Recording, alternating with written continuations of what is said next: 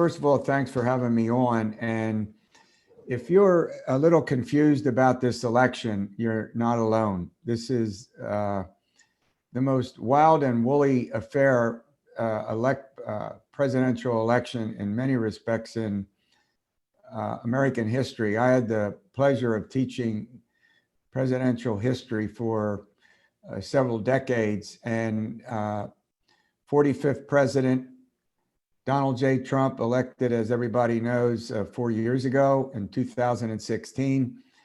And that election was controversial. And what we have ongoing is just one controversy after another. This election is very bitter. It's very contentious. And I don't see any modification or change of that in the less than 2 weeks we have until we vote. Now, I actually can't say that anymore because of the millions of people who are casting their ballots by mail-in and absentee. And so we'll have to wait and see ultimately how many people cast their votes and when we can figure out who won the election, which may take some time. So let me start with a couple of fundamentals. Number one, there are 6 states that are getting the lion's share of the attention. These are often called battleground states. What that simply means is that these are considered pivotal to the outcome. I'm not suggesting that other states aren't important than these 6, but these 6, for a reason I'm going to mention, are particularly important this year, and here they are. Pennsylvania, Florida, Michigan, Wisconsin, Arizona, and North Carolina. They're, as I like to refer to them, the big 6. Well, what about those big 6? Well, 4 years ago, Donald Trump carried every single one of them. Every one. Now, in Pennsylvania, Wisconsin, and Michigan, he won those states by less than 1 percentage point.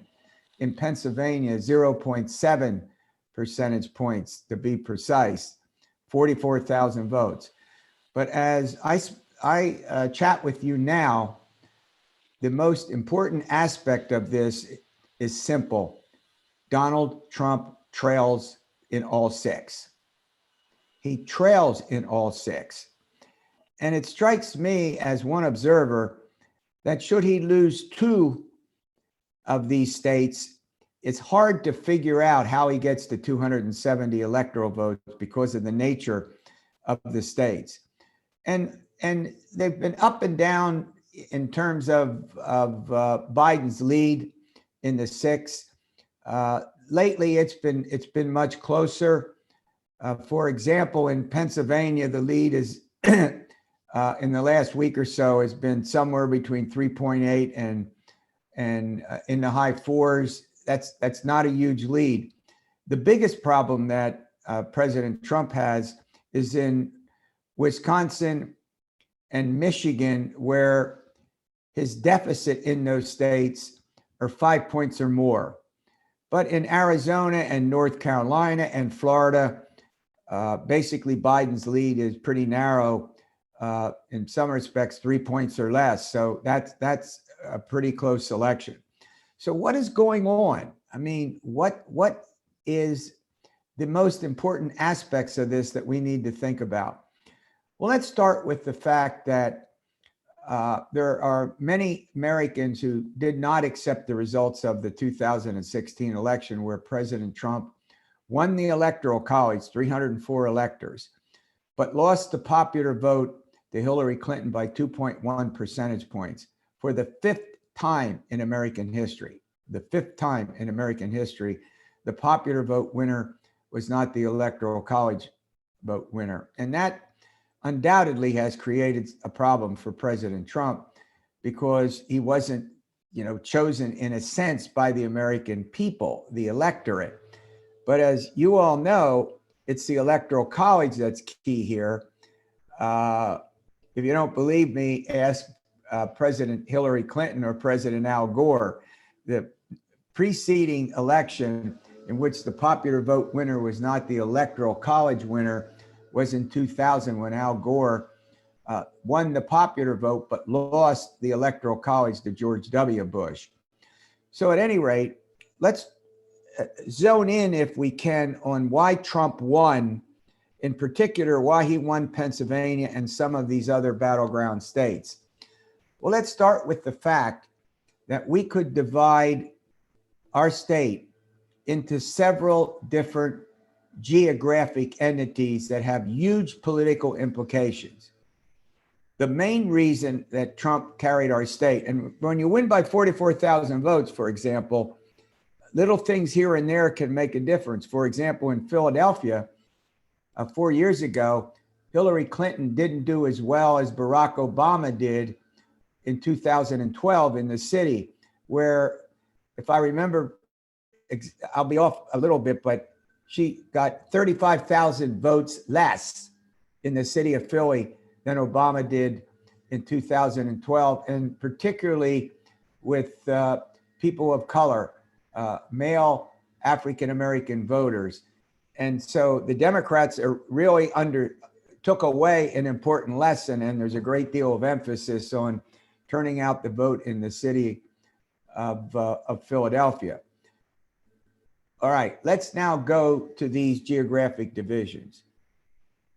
I had to cite one reason why Trump won and why he is not doing as well in the battleground states, and in particular in our state, has to do with the geography in the southwestern part of our state and up in the northeastern part of our state. Donald Trump won Beaver, Greene, Washington, Westmoreland, Fayette, and Cambria counties. Every single one of them in 2016 had a Democratic voter registration edge. Every one. Yet he won them, not by 5 points, not by 10 points, not by 15 points, but by 19 and 20 points. And he won Washington and Westmoreland counties by 30 percentage points. And believe me, that proved definitive. So what was going on? Well, the voters in the southwestern part of our state are the ancestors of the people who worked in the mines and the mills, coal, iron, steel, for example, and big into fracking, the deep well drilling that removes natural gas from the ground. And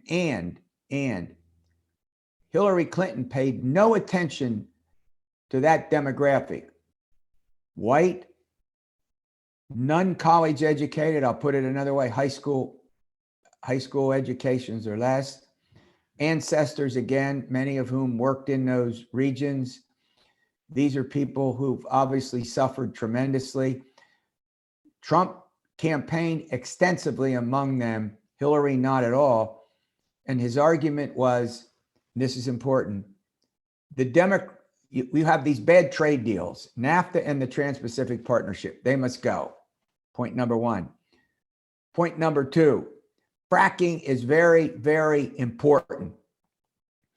Number three, I will bring back these old industries.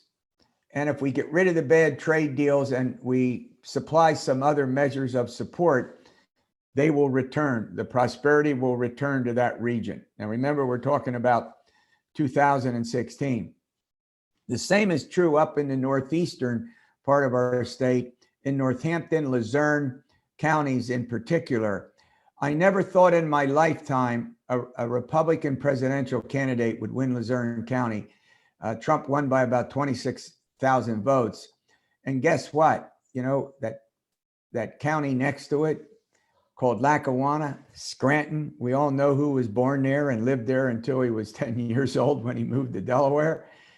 The fact of the matter is that Donald Trump only lost Lackawanna County by about 3,500 votes. And I'll let that sink in. Now, out in the Northwest, another working class, when you look at Luzerne and you look at Lackawanna, we're talking about in the old anthracite coal region. So we have a lot of voters that fit that narrative I just talked about. White, high school educations or less, and I'll get into some of these other differences. And then you go out to Erie County, where I think the president just was this week, another working class county. Trump carried Erie, again, Luzerne, Northampton counties, and almost won Lackawanna. Why? The voters in those regions, the working class voters, believed that the Democratic Party walked away from them as it became much more urban oriented. And I'll get to the suburbs in a minute. So here's basically what I'm saying. The Democrats became an urban-based party and now a suburban-based party. Cultural liberals on abortion, gay rights, transgender issues, gun control, and doing something about the climate, about the environment. Translation, get rid of carbon, forget fracking. Well, what about the Democrats, these working class Democrats that I've been describing? Guess what? Cultural conservatives, don't touch my gun, the strong proponents of the Second Amendment. And third, watch climate change, because it could, if fracking's eliminated, have a huge effect on the economy of the region. And of course, fracking goes along across the Appalachian Trail, if you will, and down through our state into the Southwest. So the bottom line is that these voters believe the Democrats walked away from them, and Trump campaigned vigorously among them. All right, let's go to another region of the state, and that's the suburbs, something that a lot of you know quite well. Many of you probably live in them. Let's talk about Bucks, Chester, and Montgomery, Delaware and Montgomery counties. Well, 10 years ago, the suburbs were a wholly owned subsidiary of the Republican Party, going back to the Civil War. And over the last couple of election cycles, particularly since Trump has become president, the suburbs have moved much more heavily into the Democratic column. I think it's safe to say the four suburban counties are pretty Democratic these days. And the reason is why? Well, college-educated women in particular who live in the suburbs, and millennial voters, talking about the 23 to 28-year-olds, are now big supporters of the Democrats. College-educated women, why? Well, cultural liberals, gun control, climate change, and Trump's personality and style has really put them off in a whole variety of ways. And so they are heavily now voting for Joe Biden. In fact, how about this? Hillary, yes, won the four suburban counties, but not by the percentage that Joe Biden now leads in those suburban counties.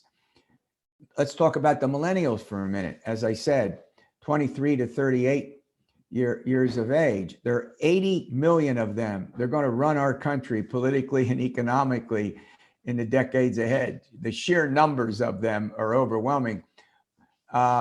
In 2016, the millennials gave a larger share of their vote to Hillary Clinton than any other age cohort. Gen X, baby boomers, silent generation. But now they vote less often than these other age cohorts, but make no mistake about it, they overwhelmingly went. They strongly went to Hillary, and now as we sit here, Biden's lead is much larger in those counties. You got this? Much larger in those counties than Hillary Clinton, largely because of these two groups. And when I talk about college-educated women, there are a fair number of Republican college-educated women that have migrated away from the Republican Party. So why does Trump have a lead, particularly in Pennsylvania, but in some of the other battleground states? Here's the reason. As I speak to you, Donald Trump's polling lead in the battleground states in these, let's talk about southwestern PA, is less strong than it was 4 years ago. In other words, he's not getting the same 25, 30-point edge out of those working class counties. Number two, the support that Biden is getting in the Philly suburbs and other suburbs. I could talk about the suburbs in Harrisburg. I could talk about the suburbs where I'm sitting right now in Lancaster, Pennsylvania. The suburbs have shifted, and the trend continues, How about this? In 2018, in the midterm election, in the 4 Philadelphia suburban counties, the Democrats picked up 3 out of the 4 congressional seats in the burbs. The 4th, the 5th, and the 6th district, basically Montgomery, Chester, and Delaware counties. They also won, the Democrats won a 4th seat up in the Lehigh Valley in the 7th congressional district with Susan Wild. And so the shift that I'm talking about that's taken place was really emphasized in a major way in the suburbs. The Democrats won 41 congressional seats around the country, 41. And many of them were in the suburbs, not just in Pennsylvania, but in other states as well. Hence, Nancy Pelosi is Speaker of the House. In our state, in the state legislature, the Democrats picked up 5 seats in the state Senate and 11 seats in the state House. The Republicans maintained control of the state legislature, to be sure, but the majorities are much slimmer than they were before the 2018 midterm election. Now, it's not just at the national level that's occurring. What does that mean? Well, if you go back to last year's municipal elections, the Democrats gained control of the county governments of Bucks, Chester, Montgomery, and Delaware counties. Something 10 years ago, we would have thought, there is no possible way that can occur. So the trends in this sense are very, very obvious, and they're very, very important for us to grasp. All right, I want to go to a couple other subjects.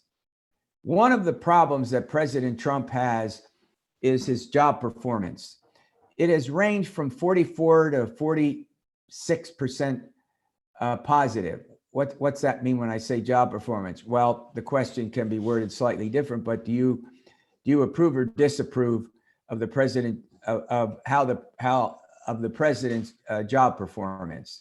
Approve or disapprove? Now, you can have some other descriptions that go in there, but the fact of the matter is Donald Trump's job performance is lower than any other incumbent president who sought re-election and won. You typically have to be 48, 49, and many above 50% positive with the job performance. And that's pretty fascinating. And that is mainly due to the incredible polarization that exists in the electorate. I almost fell off, by the way, 44.1% job performance nationally. You got it? Nationally. I almost fell off my chair about a month ago when I saw a Gallup poll. And this is truly maybe the most important thing I'm going to say today. Gallup did a poll, job approval, job performance. 90% of Republicans gave the president a positive job performance. 2% of Democrats. Now, if you look at other polls, both before and afterwards, the Democrats giving the president positive job performance were in the single digits, 6, 7, 8, not 2%, 8 percentage points. Republicans, conversely, 85, 90% positive, 85, 90% positive. We have not seen that kind of polarization since we've had scientific polling. That's how deeply divided we are as a country. In fact, in most polls, when pollsters ask voters who are going to vote for Joe Biden, are you voting more for Joe Biden or against President Trump? You know what wins out? Against President Trump. Now, Biden's numbers have come up a bit recently. The converse is true when Republican voters are asked, are you voting more for President Trump or because you're against Joe Biden? Answer, more people say Republican voters, let me put it this way, voters who are going to vote for President Trump say they're voting for President Trump more than they say the opposite, because I dislike Joe Biden. So this is all pretty important. And the polarization is at the root of this election, which is why in the main, the candidates are basically working hard to get the turnout among their base voters. The number of undecided voters is a low which we haven't seen in recent decades. Nationally, 11%. 11% of voters are undecided. And what we know about voters who are registered independent and registered and undecided in the election, regardless of how they're registered, is that they tend not to follow the election carefully. They don't vote as frequently, and independent voters sort of lean one way or another, even though they technically are registered as independent. In the September F&M poll, fewer than 10% of Democratic and Republican voters were undecided. Now, I'm not saying, in a close election, they could make a difference, but we're really talking about a very small percentage. All right, I want to move on.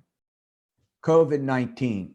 There is no doubt in my mind that that COVID-19 for months has been the most important issue in the campaign. And President Trump's job performance on his approval rating on handle COVID-19 is 42% positive. And that's the Real Clear Politics average, 42% positive. And quite frankly, that's a fundamental reason why Joe Biden has the lead that he does in the battleground states and in some other states that you would think twice about saying they could possibly vote for a Democratic presidential candidate. If you want in the questions, we can talk about why that is the case, particularly with how Trump has handled coronavirus and early on dismissing the importance of wearing a mask and social distancing. He's changed that a bit, but his rallies with people not wearing masks and socially integrating, have been the subject of some obvious criticism. And so COVID-19 has been the dominant. The second, I have to say this. If we ask voters, pollsters ask voters, Trump, Biden, who can best handle? Who do you approve to be able to solve a problem A or problem B or problem C? You have to struggle to find something that Donald Trump leads Biden on. He leads in one. I don't care whether we're talking about honesty or character or foreign policy or healthcare, whatever, Joe Biden leads. The one thing he doesn't lead is on handling the economy. Who can best handle the economy? Trump's job performance on that is 50% positive. Why do you think the president is nonstop when it comes to talking about the economy? Remember, before COVID-19, we had the best economy in the history of the country. I'm going to let the economic historians weigh in on that. And what's he say since COVID-19 and the recession? We're getting better. Look, we're on track for a full recovery. He makes that and talks about that speech in his speeches over and over again. And why not? It's the strongest element going into the presidential election. The third topic I want to say something is healthcare, which was the dominant issue in 2018 and helped the Democrats. Why? Because voters were not overly concerned about whether the Affordable Care Act would be, removed or eliminated in law, but they were concerned about prescription drugs. That sort of dominated the discussion when we got to healthcare. Well, healthcare again is emerging as important. Maybe it's because the people who need to see physicians, during COVID-19, and whether they have healthcare, sufficient healthcare or not. There's also the big debate, and we're going to hear a lot about it tonight, about the whole issue of the Affordable Care Act. Biden, the progressives in the Democratic Party want to do away. They want health care for all, Medicare for all. In other words, they want health care to be reachable to every American. Bottom line, or I should maybe say every person living in the United States. Joe Biden has sort of backed away from that. He supports the Affordable Care Act, but he says, let's have a public option within the Affordable Care Act that will take care of some of these problems. So as we move ahead on these fronts, job performance and COVID-19, the economy, healthcare, all are pretty significant issues. And the fact of the matter is that the polarization is so great. I mean, there has been such little change in the polling.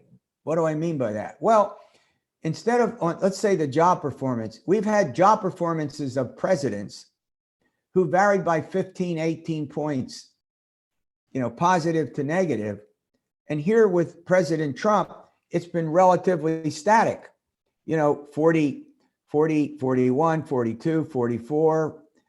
And there's not been that big swing that we've seen. And this is pretty important. Two presidents in modern times have lost election to a second term. Jimmy Carter in 1980 to Ronald Reagan. Why did he lose?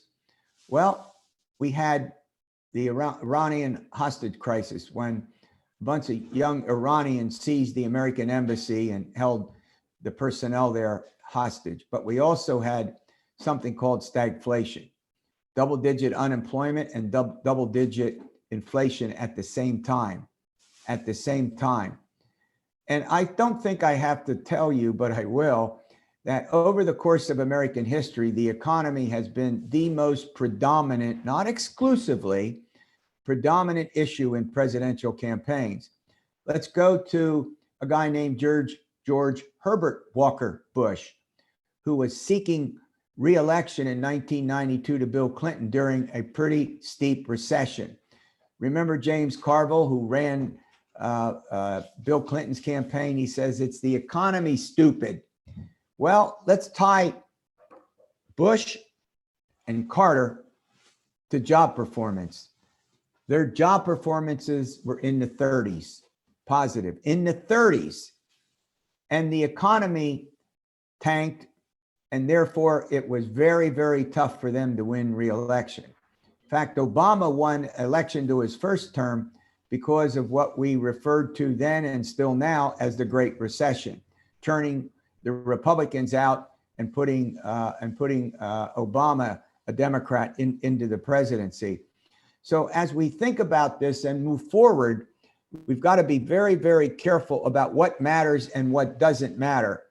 I get a lot of questions there's a lot of questions going around about Hunter Biden and Ukraine and now his computer and the email and what's on those emails. I'm not suggesting it's not important, and I'm not suggesting it shouldn't be investigated, but at the moment, it doesn't poll. By that, I mean it's not a significant issue that will play a substantial factor in the election.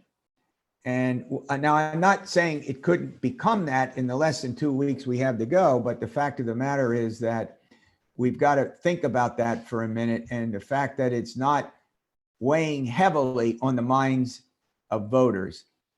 Well, look, why don't I stop here? It's almost 12:40. We have until 1 o'clock. Let's take whatever questions you might have, or I can go on to my next Zoom interview. That's great. Thank you. That was great, Terry. Thank you. I'm gonna read you some questions. I think you can see these questions too. and I'll sort of take them in order. You addressed some of them, but here's one right off the bat. Do you think the the down ballot Democratic candidates, like state representatives, will benefit or lose by the vote by mail Yeah. trend that Well, we're make seeing? no mistake, let's talk about vote by mail first. 3 times as many Democrats are voting by mail as Republicans, and everybody knows that. And so we may be a while until the mail ballots are counted in Pennsylvania and some other states. Pennsylvania has 3 extra days in November, November 3rd. They have until Friday to count the mail-in ballots. Second point about this, more Republicans will vote in person. And so we're going to have to wait and find out how that all works out. And I can get into mail-in balloting if you want me to in later detail. But here's another point. I think we will have more straight party voting because of the polarization we've seen in the past. Now, I'm not suggesting that candidates can't buck the straight party and win elections in a district, carried by a president in the other party. I'm not suggesting that, but there isn't any doubt we're going to have more straight party voting than we've had in the past because of the incredible polarization. And that could have an effect on the outcome of the election. I was sticking with the rest of the Democratic ticket and the local. What effect do you see on the Pennsylvania General Assembly races? Yeah, that's a great question. The Cook report now says that the Pennsylvania House, they had it lean Republican. Now they say, could be won by either. They're not giving an edge to either party. The Democrats would need to pick up 11 seats. Back in 2018, the Democrats picked up 11 seats in the state house. 11. The Republicans still maintain control. Right now, the Ds would have to pick up 9 seats, and the same in the Senate.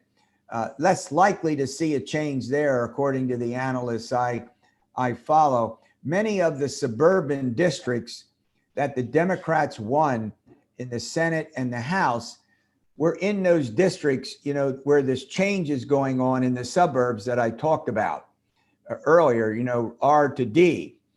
And so you can't rule out that the Democrats can pick up the House. I'm not predicting that. I'm just saying you can't rule it out. What about a particular race that there's an interest in the chat? There's a question about Mike Doyle and Martina White. I think that's going to be really hard for the Republicans. I mean, the change that I've talked about is so persuasive. I would be, and as we pointed out before, who's going to win those elections, the top of the ticket, and by what percentage? I think now, Congressman Fitzpatrick in the 1st congressional district looks, in the polls that I've seen, he's ahead. He could be an exception. And by the way, he did survive in 2018. You know what I mean? In the midterm election. So my general sense is that they're likely, I'm not predicting this, but it could be, I'll put it that way, that it's status quo in the suburban congressional districts. Would that include Fitzpatrick and Bucks County? Yeah. Or yes, to be more. Looking, if you could keep your questions, I'm seeing questions in the chat and in the Q&A. You can do it'd be a little bit easier for us to read them in the Q&A section. So just try to use that one instead. I appreciate it.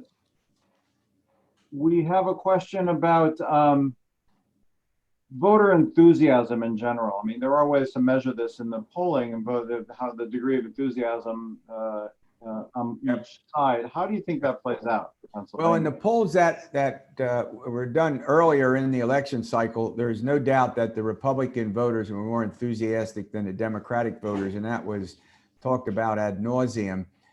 the Republicans early on did a much better job of door to door, of interacting with voters. Democrats only got into that just more recently. And I think that, as I said, I think we'll have a modern record for turnout. I don't think that, the enthusiasm gap is going to play a big role in it, because I think the Democrats are getting more enthusiastic. And they're also now focusing a lot more on reaching out to voters. By and large, remember I said this is likely to be a base election, BASE. Democrats getting out their base, obviously in Philly and now in the burbs. Republicans in the heartland of the state and in these areas that I mentioned earlier, with a lot of white working class voters that certainly have not been happy with the Democrats in recent years. Here's the question. I'm going to read it as written here. Thanks for mentioning the 2018 midterms. These don't seem to be mentioned at all in the current discourse about 2020. Why is that? And maybe we're just not listening to you closely enough. Any reasons why the 2018 results are not factored in, or you're not used for analysis as much? Yeah. Well, one of the concerns you have to have is that midterms often are very different than previous presidential elections. Barack Obama won in 2008, right? What happened in 2010, we had the Tea Party election, in which a lot of conservative Republicans were elected, and the Republicans took over the Congress of the United States, which they held, the Senate still, the House switched, of course, in 2018, as I pointed out earlier.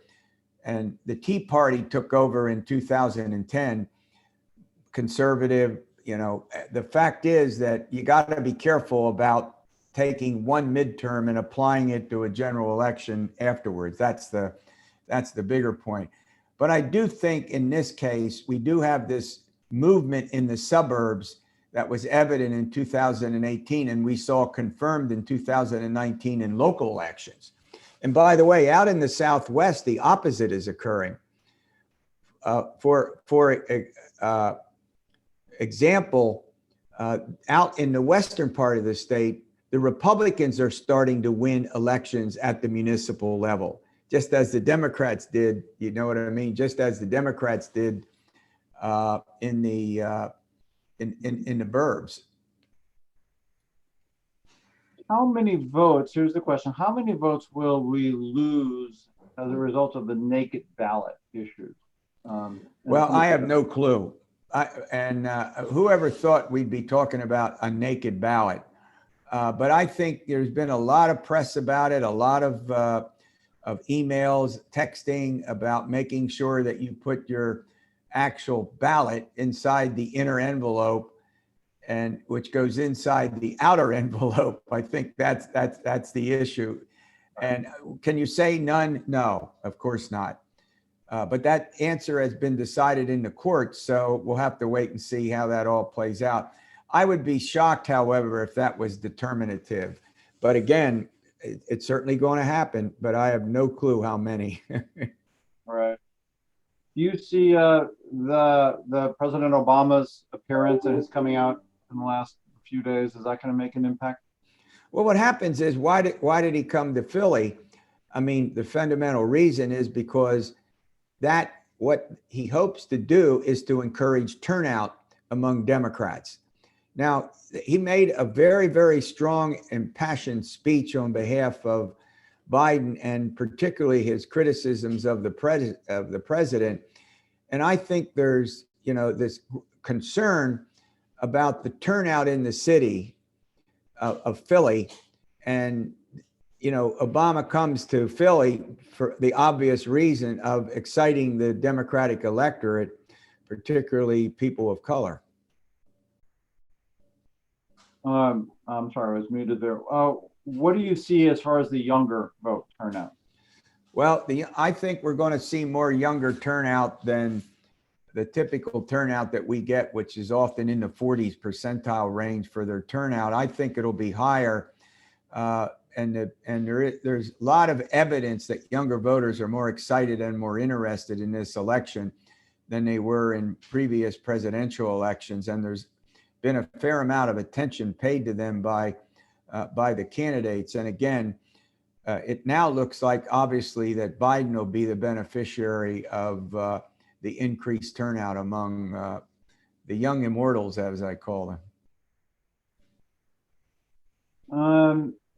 This question has to do with a vote count. Despite the polarization of the electorate, do you believe that there is a strong majority of voters who believe it is important that the counting votes continue until all votes are counted? Yeah. Even if the counting continues for longer than it did in the primary. Yeah, I don't think there's any doubt about it. I don't think there's any doubt that all votes submitted on time, need to be counted. And what we have basically now in the state of Pennsylvania, the U.S. Supreme Court deadlocked 4-4 on something that the Republicans were trying to do, get rid of the extra 3 days. But I mean, if they continue to count them, what can anybody do? They're just counting the votes. Now, officials in the various counties have beefed up the staffing. You know what I mean? They have a lot more staff members and machines that can open these ballots on election day. I don't know why, and I try to just be objective, but the one thing that I will say about this that is subjective, I don't know why they can't open up the ballots early like they do in Florida, where it's 3 weeks. Now, you can do it with security. You can do it with the proper, concern about how they are to be counted, and in a bipartisan way, with both parties' representatives there, observing that process. Poll watchers, they're called, and we ought to begin the counting earlier than election day. But that's my own view. A question just came in again on the local races, the DePasquale and Scott Perry race. Do you have any polling on that one? No. Well, what we've seen indicates that it's very close. It's nip and tuck, and that district was changed in 2018. And definitely benefited the Democrats. The district used to be all of York County. They took the southern half of York, which is rural and small town and conservative and Republican, and they put it in the 11th congressional district, which is where I'm sitting in Lancaster County. So the district is York City, northern York County, all of Dauphin County, and parts of Cumberland County. Dauphin County, by the way, has shifted from Republican to Democratic, largely because of the suburbs of Harrisburg. So Dauphin County actually went for Hillary Clinton in 2016. So it's now become a Democratic county. I'm not saying every single municipality in it, but you get my point. Going back to the ballots and manipulation, there's a question about manipulation. Do you think that there's manipulation of ballots, and how? Sorry, I'm just going to read this question. What are your thoughts on possible manipulation across the states regarding the Electoral College? Will there be efforts at the legislative level? I think is what it means. To actually picking electors. Well, the Constitution of the United States gives the state legislatures control over how the electors are chosen. You following me? And what I hear all the time is these rumors that are going around that what the Pennsylvania conservative Republican legislature will do if it's a contested and it's close, they may say, oh, who cares how the actual vote turned out? We're naming 20 Trumpites to become part of the Electoral College in December. I really doubt that that's going to happen. Do they have the authority to do it? Sure. But you hear these rumors. I just don't believe they're likely to do that. But look, this is a strange election. You can't rule out almost anything. Yeah. Do you expect there to be any controversy about signature matching on the ballots? Well, we're going to hear from the court this week yet. I would be stunned if they say the signatures, that election officials are going to judge whether the signature they have on file is the same signature on the ballot. I certainly don't want my signature looked at, which they may have from 40, who knows how many years ago. And we don't write cursive now. When I look at my cursive, I can barely read it myself. We're not writing nearly as much as we did in the past, namely because of these things we're on now called laptops, computers, and what are they? Oh, phones. Yeah, iPhones or whatever. So you get the point. I would be stunned if they would say that would be the case. I think, but who knows? Every time we predict these things, it always goes the opposite way. But I would still be stunned if they, and by the way, the complaint has been made that these election officials aren't experts on signature, you know what I mean, deciding whether one signature is valid and the other one is not, or whether they're from the same person or not. That doesn't make a lot of sense to me. You want to do one more? Yeah, we'll take one more. If someone has a quick and easy question, they want to throw it in there, but there's one more, and it actually, again, it's back to specific races. The race for Auditor General, that's the other statewide race happening. What do you make of that race? What's your polling see on that one? No, I've not seen any. What's going on is that the statewide row officers, that's what they're called, treasurer, attorney general, auditor general, are literally into the background, mainly because the elections for Congress, the elections for the presidency, the elections for, they pushed them all aside. I have no clue. Now, you know what happened 4 years ago? The Democrats won all 3 row officers, all 3. And Josh Shapiro is term limited. And so obviously that's an open, that's an open seat, and we'll have to see how it plays out. And everybody knows, even though he doesn't talk about it, that he's probably running for governor. But I don't have a clue. But here's another thing. If you get a wave, you see what I'm talking about, a wave for one party or the other, that could help the down ballot. We were asked that question before. All right. Well, look, I want to thank you for the opportunity. I have another Zoom coming up, and everybody stay safe and stay well. Thank you very much for your time. It was great. And thank you everybody for tuning in and using the Zoom, and we will hopefully see you at our next one in about a month. Thanks very much. Thanks again. Stay safe. You too. Thank you, everybody.